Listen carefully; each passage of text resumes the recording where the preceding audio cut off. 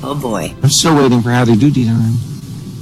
Good evening. Welcome to the Evening News, everyone. I'm your host for tonight, Catboy Kunhua. In the news, Canadian Prime Minister Justin Trudeau ran into a controversy last week as Time magazine released several photos of Justin dressed up in blackface for a costume party.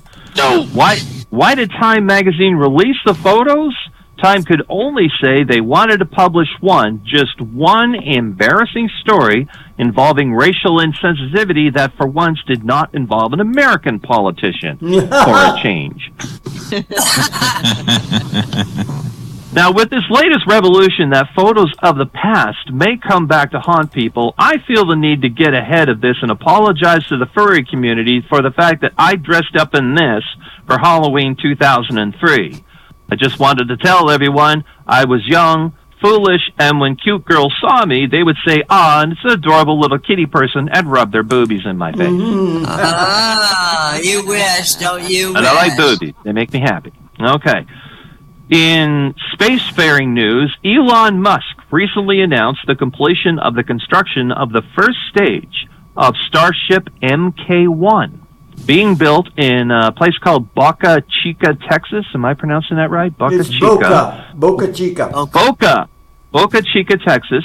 When Musk was asked about what were the greatest challenges he faced in constructing this ambitious spacefaring vehicle, Musk said it was having to repeatedly explain to local farmers that this is not a grain silo.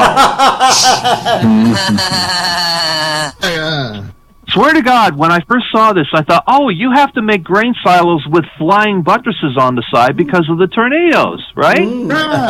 That's the very first thing that came to my mind. Okay. In further news, smoking news, let's see. Across the United States, over half a dozen people have been reported to have serious lung illnesses that were directly related but to vaping, doctors believe. Now, this has been followed up by several other nations making similar findings, and many of them are taking matters to restrict access to vaping to minors or possibly ban it altogether. The news is also causing countless people from all over the world to have to peel themselves up from the floor over the fact that inhaling something laced with nicotine and carcinogens could actually be bad for you. Oh, good boy.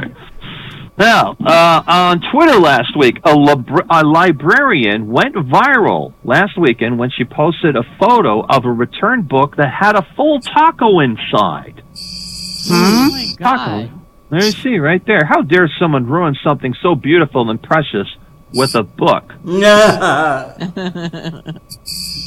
book had a $50 late fee plus extra for guacamole. CNN Travel has just reported that New York City plans to deal with its rat problem by drowning them in booze.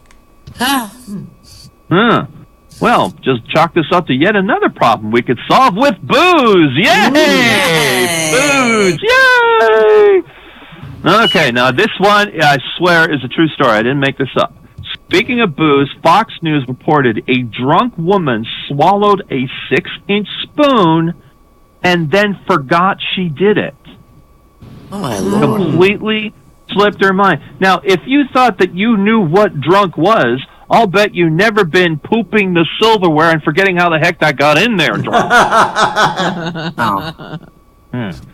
And finally, last news we have for today, it's in toy news. This is the latest Barbie, right here. Now, the latest brand new Barbie is the Day of the Dead Barbie that celebrates the Mexican holiday. Now, some critics have complained that she looks a little bit on the creepy side, but they did admit that no matter how creepy it looks, she's definitely going to be more successful than, and more popular than St. Patrick's Day Vomit Ken. Toilet sold separately, unfortunately. Oh, well. And that's the way you wish it wasn't. I'm Catboy Kunhua. Yay!